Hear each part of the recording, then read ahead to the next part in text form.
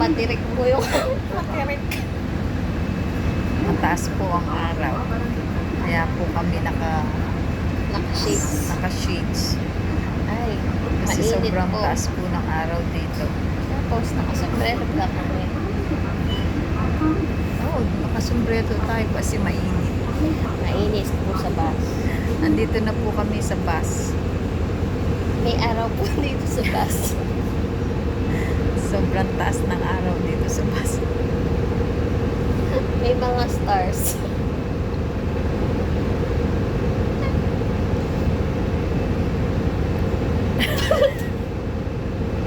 Para tayo mag-hold up.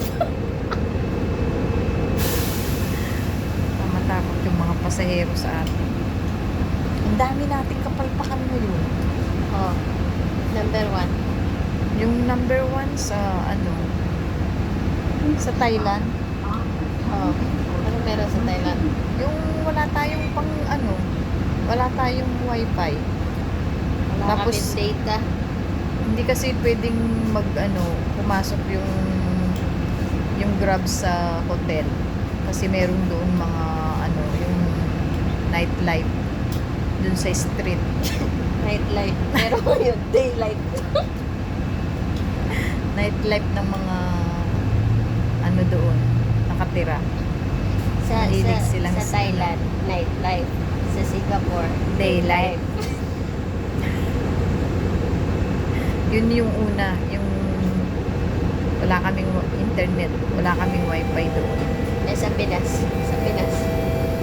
Tapos Afternoon life. after nung na yun, yung life namin doon sa Bangkok, pumunta na kami sa Singapore.